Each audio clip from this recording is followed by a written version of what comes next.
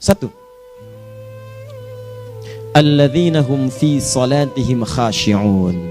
Syarat pertama, kalau ingin mendapatkan surga Firdaus tadi dan kebahagiaannya diturunkan ke bumi, dibawa sampai mati, masuk ke alam kubur lebih bahagia lagi, maka amalan pertama untuk melatih menguatkan iman itu, coba berlatih untuk menunaikan sholat dengan khusyuk.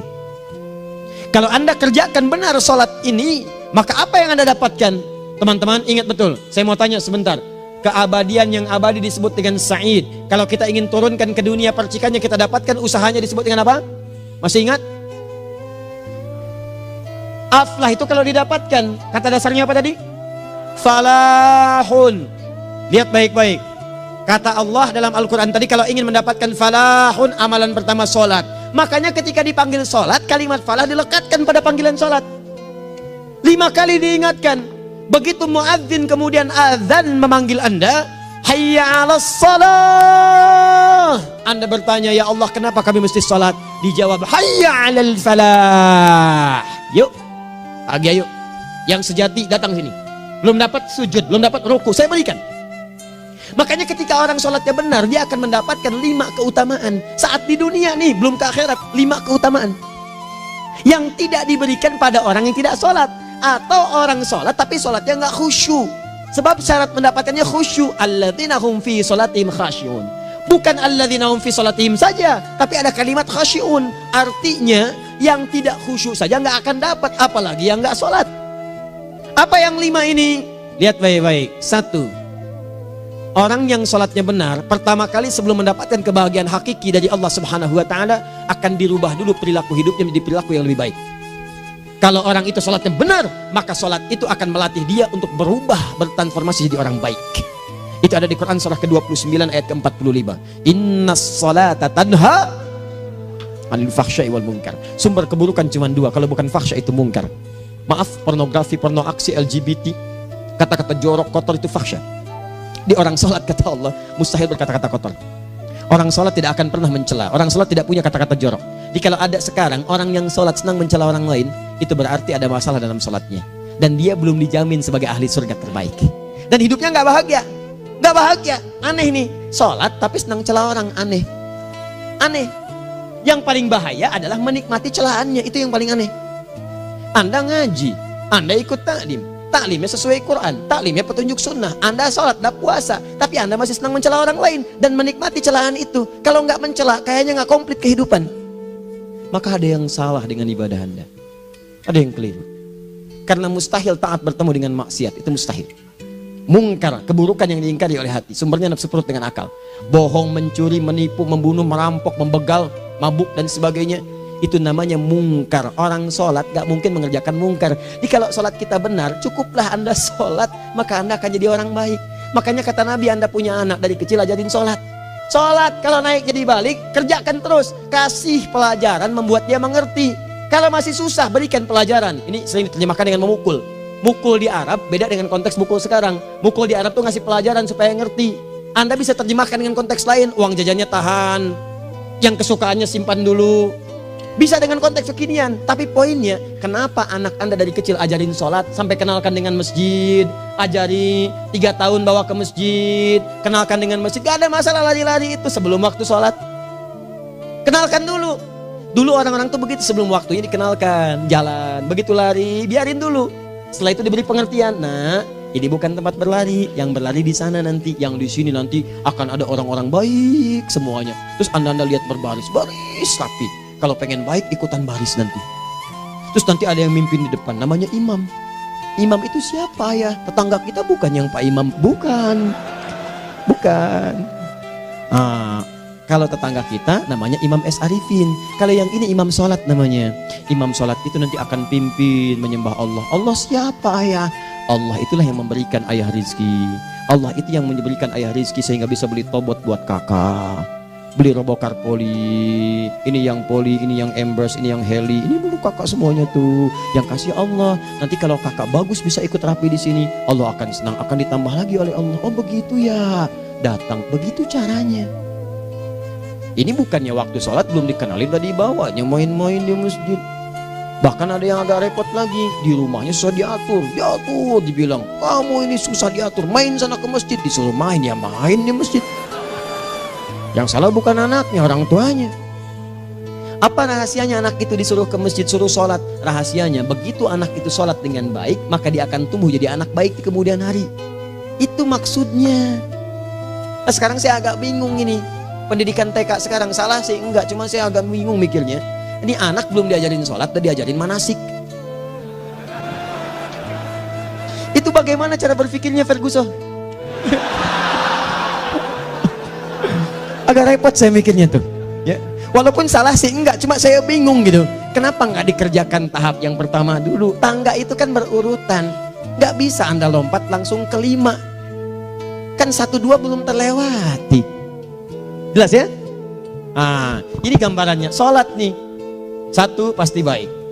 Ini kalau sekarang sholat, lisan belum baik, mata belum baik, sampai ke kaki, berarti ada yang salah sholatnya tuh. Ada yang nggak tepat.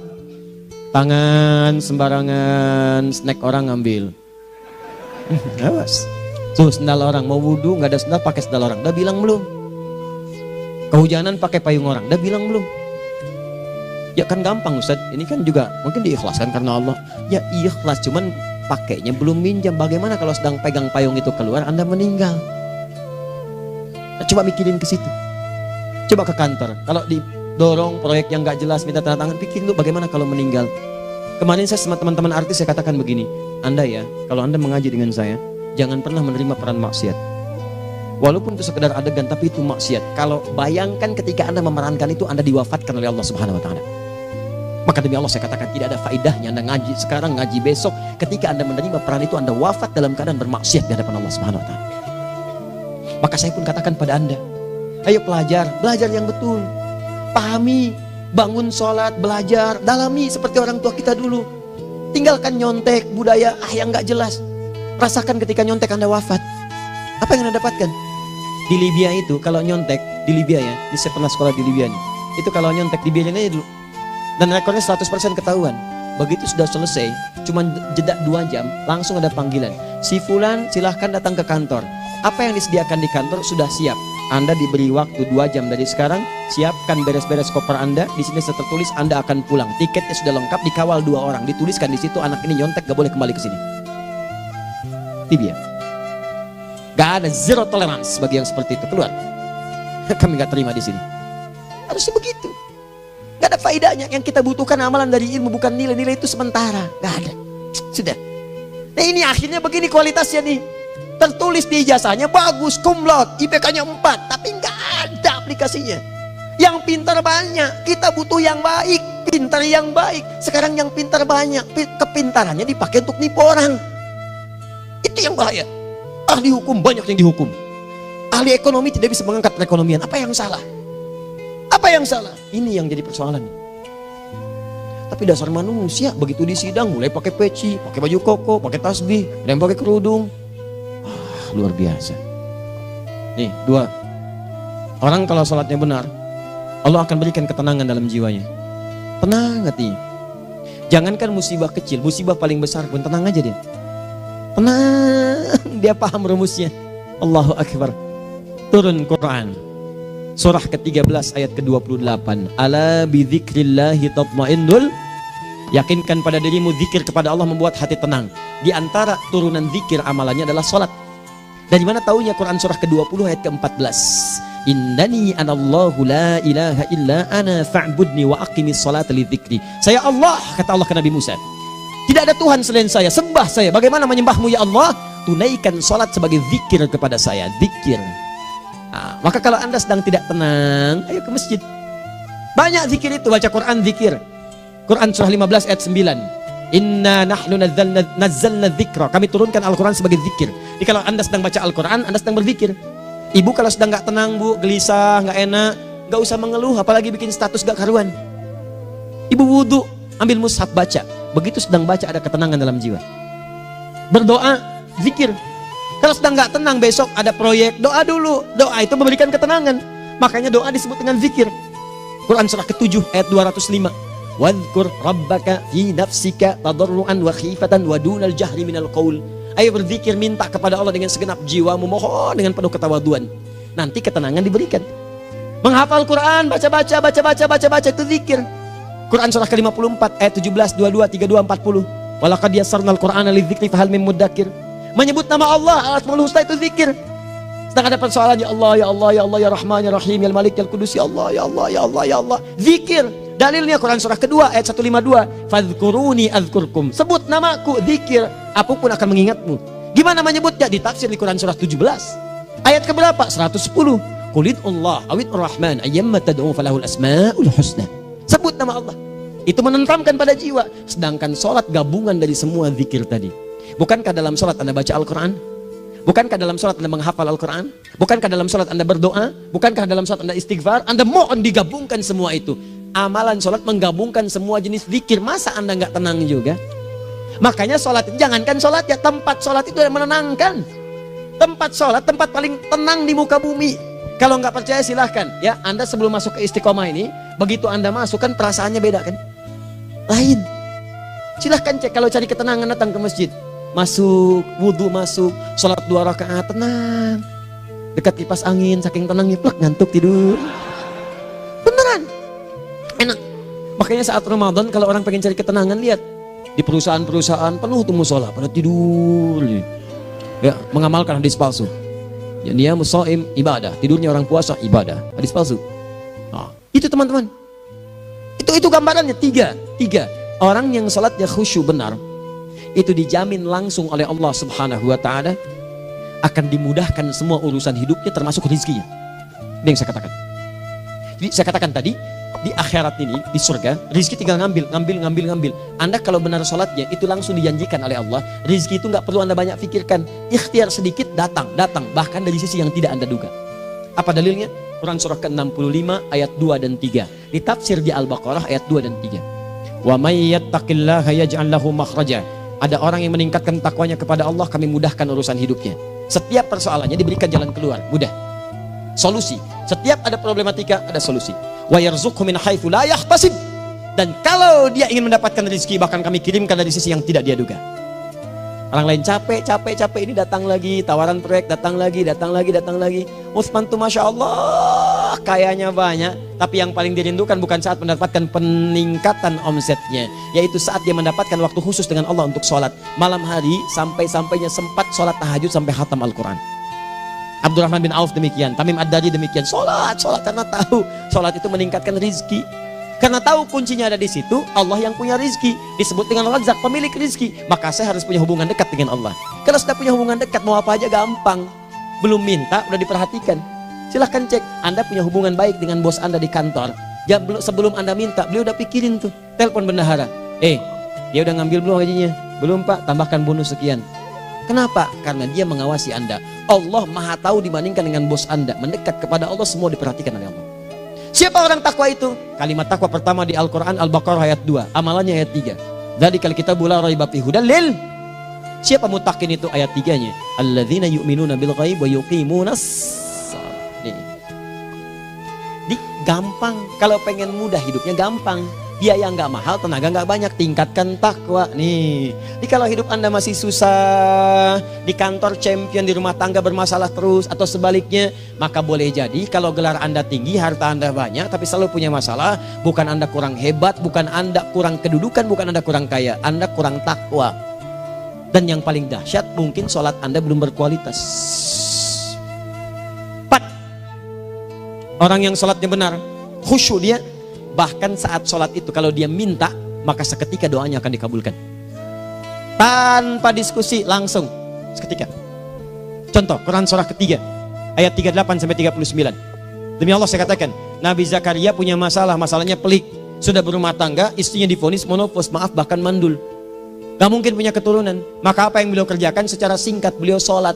Begitu sholat minta kepada Allah. Hunalika da'a Zakaria rabbah. Di mihrab itu beliau bermohon kepada Allah. Bermohonnya sambil sholat. Qala rabbi habli min ladunka dzurriyyatan thayyibah innaka sami'ud du'a. Ya Allah, mereka katakan saya nggak mungkin punya keturunan. Sekarang saya ingin katakan, ya Allah, saya hanya minta darimu saja, saya nggak akan dengarkan mereka. Ya Allah, mohon engkau maha mendengar, ya Allah. Maha mendengar doa saya. Kalau kepada yang maha mendengar aja nggak mengabulkan, kepada siapa lagi saya mesti minta? Apa yang terjadi? Fanadatul malaikatu wa huwa qa'imun yusolli fil mihrab. turun malaikat mengabarkan, sedangkan beliau masih sholat, belum selesai dalam sholatnya. Sholat khusyuk itu belum selesai sholat aja dikabulkan, doa sudah turun. Sholatnya belum selesai, doa sudah dikabulkan. Annallaha yubashshiruka bi Yahya. Allah kasih kabar gembira, doa kamu didengar, dikabulkan, kamu akan punya anak, namanya langsung dari Allah Yahya, artinya hidup yang mustahil menurut manusia. Lahir seorang dari rahim perempuan yang menepus dan mandul, bayi yang hidup, kata Allah nggak ada yang mustahil bagiku, jadi dan jadi dia. Berita baiknya, Nabi Zakaria sholat dikabulkan. Umat Nabi Muhammad sebelum sholat sudah ditunggu oleh Allah, mau minta apa aku kabulkan sekarang. Hadisnya qudsi, saya bacakan. Hadatsana qala Rasulullah sallallahu alaihi wasallam, qala Allahu azza wa jalla, qasamtu shalah baini wa baina abdi. Kata Allah, saya bagi dua ya salat antara aku dengan hambaku. Wali abdi ma sa'ala. Kalau hambaku benar salatnya, aku berikan apapun yang dia minta sekarang. Idza qala al-abdu alhamdulillahi rabbil alamin. Bagian pertama, kalau hamba benar nih baca Al-Fatihahnya dari alhamdulillahi rabbil alamin, kalau Allah azza wa jalla dijawab oleh Allah, hamadani abdi, hambaku sedang memujiku. Wa idza qala ar-rahmanir rahim, jika hambaku berkata ar-rahmanir rahim, qala Allah azza wa jalla athna alayya abdi, hambaku sedang menyanjungku. Wa idza qala maliki yaumiddin, qala Allah azza wa jalla majjadani abdi, kalau hambaku mengatakan maliki yaumiddin, kata Allah hambaku sedang mengagungkanku. Perhatikan sekarang. Wa idza qala al-abdu iyyaka na'budu wa iyyaka nasta'in, jika hambaku berkata sekarang, ya Allah, kami sekarang ibadah, sholat menyembahmu, dan kami sekarang sedang punya masalah, kami hanya minta tolong kepadamu ya Rabb. Apa jawabannya?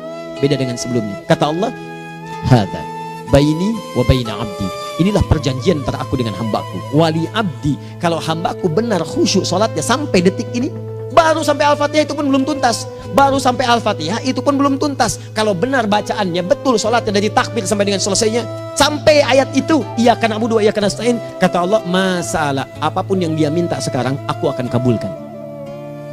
Besok saya kasih rahasia yang di KBP.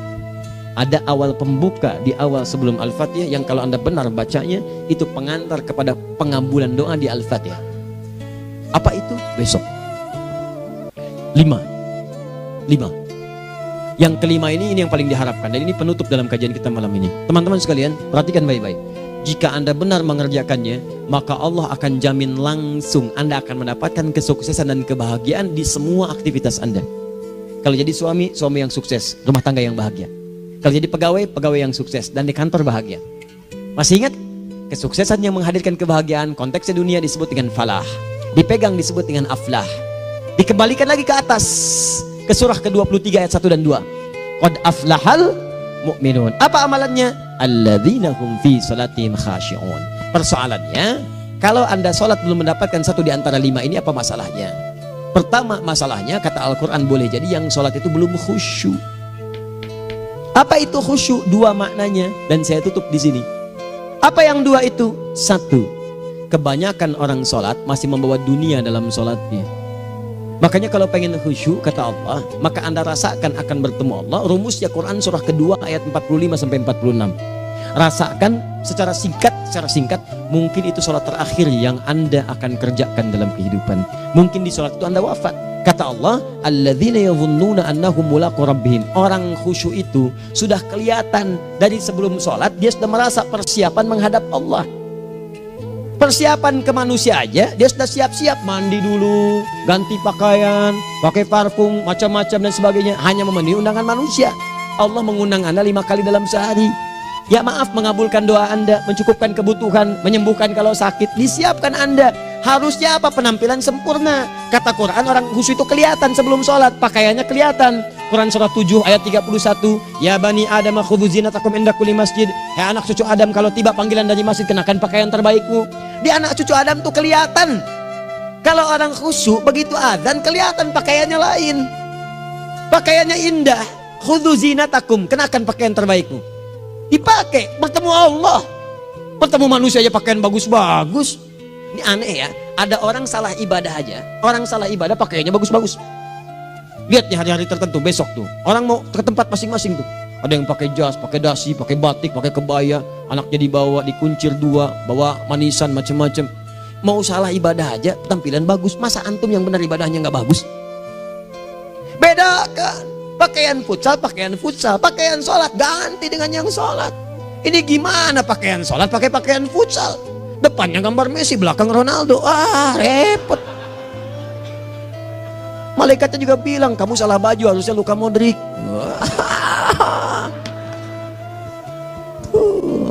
Apalah saya. Nah, yang mau tanya apa? Mourinho dipecat saya tahu. Lagi nganggur sekarang, ditawarin Benfica dia nggak terima. Sekarang jadi dia komentator di beIN Sport. Nanti sebentar lagi dia akan komentari laga Saudi dengan Qatar dan komentari laga Arsenal dengan yang lain. Digantikan oleh Solskjaer. Dia super sub dulu.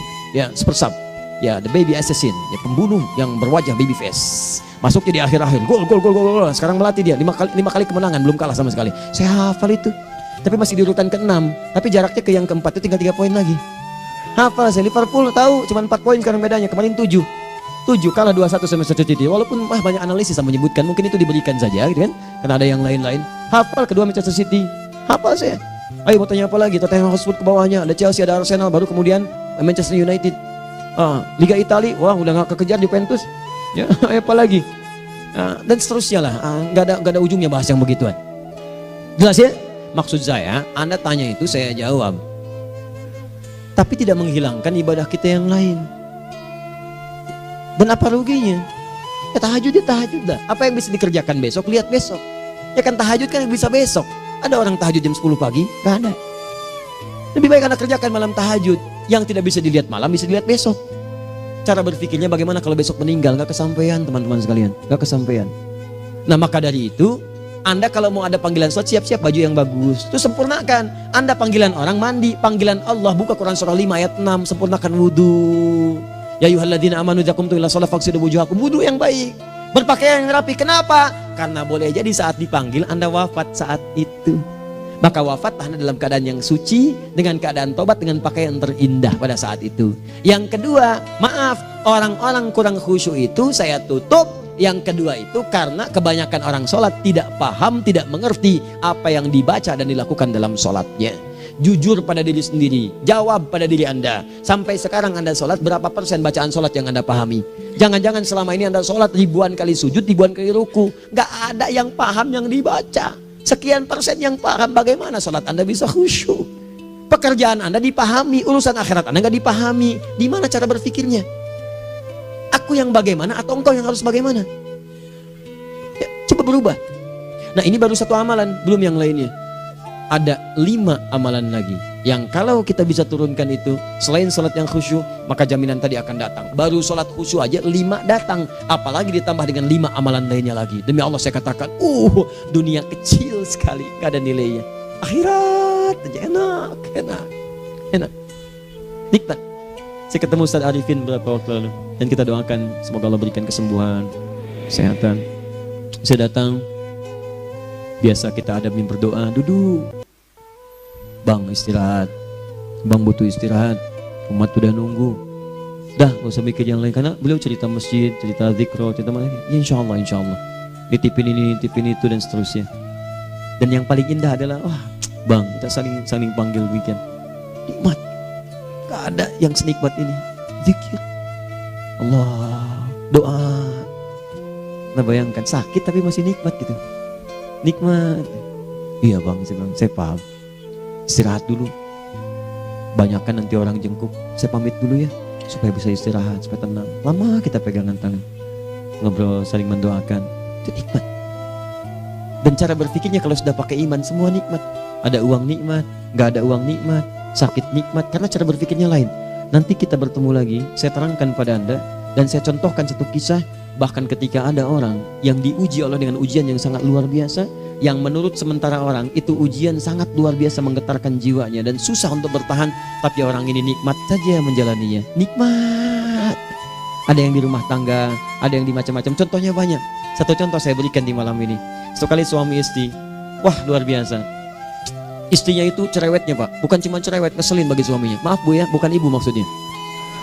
Jadi semua yang dikerjakan suami salah. Pengen mangga, ayah kalau kita sekarang dibeli mangga. Kenapa mangga yang ini? Saya pengennya mangga yang lain. Belikan mangga. Kenapa beli mangga aja? Jeruknya mana? Jeruk. Semua. Pokoknya semua yang kerjakan suami salah. Tapi suami tidak pernah mengeluh. Ini kerjakan, itu kerjakan. Satu kali, perhatikan cara memandangnya. Ketika iman sudah masuk ke dalam jiwa. Kata temannya, akhi, istri kamu ini begini, nyusahin kamu. Kenapa kamu gak cari yang lain? Kan gampang ada syariat. Udah pisahin aja cari yang lain. Kamu tenang ibadah. Apa jawabannya? Hey, Allah sudah turunkan surga ke saya lewat dia. Kenapa kamu meminta saya untuk menjauhinya dan meninggalkan surga saya? Di cara melihat dia, bukankah ketika ada berbagai keluhan saya sabar? Bukankah sabar mendekatkan saya ke surga? Allah kirimkan tipikal istri seperti ini supaya mendekatkan saya ke surga. Dengan itu kan saya banyak pahala. Saya sabar, pahala banyak. Sudah Allah berikan pahala kepada saya, kamu malah nyuruh saya untuk berpisah dengan pahala itu. Perhatikan cara berpikirnya, indah. Kalau rumah tangga seperti ini semuanya enak. Suaminya biasa-biasa, istrinya cantik, luar biasa. Begitu berdandan kelihatan, kata suaminya, Masya Allah, wajahnya tak berpaling, mata tak berkedip. Kata istrinya, ya zauji madzabik, sayang kamu kenapa? Wallahi syakiran lillah bihadari, demi Allah aku bersyukur mendapatkan istri secantik kamu. Kata istrinya, nahnu fil jannah zauji, kita berdua di surga. Kata suaminya, kok bisa begitu jawabanmu? Iya, kamu bersyukur dengan keadaanku, aku bersabar dengan keadaanmu. Catat. Bukankah orang syukur dan sabar di surga? Tuh lihat, canda-canda orang-orang soleh itu begitu. Nikmat ketawa walaupun nyelekit di hati. Cuman bawaannya enak gitu. Nah, nanti itu ada tuh, nanti saya turunin tuh. Yang di rumah tangga, yang ini, yang itu nanti. Kapan? Pertemuan berikutnya. Ya, jadi kita cukupkan dulu di malam ini apa yang kita pelajari, supaya nanti nggak terlampau banyak kita dapat materi. Cuma sayang sedikit mengamalkan. Saya sudah tuangkan di sini. Banyak saya tuliskan, termasuk di keluarga, di macam-macam. Ini saya tulis, tapi silahkan Anda baca. Kalau ada manfaat silahkan dapatkan. Kalau ada yang kurang silahkan sampaikan untuk dikoreksi. Semoga Allah muliakan kita semua insya Allah. Sekali lagi, perbaiki hidup. Jangan banyak mainnya. Dan sudah, jangan banyak membuang dengan yang sia-sia apapun yang dihadapi. Sekali lagi, tolong jaga kondusivitas, bantu negara kita, ketertiban, keamanan. Kalau saya menyampaikan sesuatu ada singgungan dengan yang kekinian, itu maksudnya koreksi masukan-masukan supaya diperbaiki. Tapi tetap dalam urusan pemilihan kita punya pilihan masing-masing yang tidak boleh dipaksakan. Jelas ya? Baik, jadi ya saya sampaikan sekali lagi. Pertama, pilih mana? Anda dipaksa harus ikut, atau yang kedua, kita bebas memilih sesuai. Dah. Sudah ya. Jadi kita akhiri, subhanakallahumma bihamdika asyhadu an la ilaha illa anta astaghfiruka wa atubu ilaik. Wa akhiru da'wan alhamdulillahirabbil alamin. Berjumpa besok sesi terakhir fikih ikhtilaf di Masjid Ar-Rahman Kota Baru Parahyangan. Assalamualaikum warahmatullahi wabarakatuh.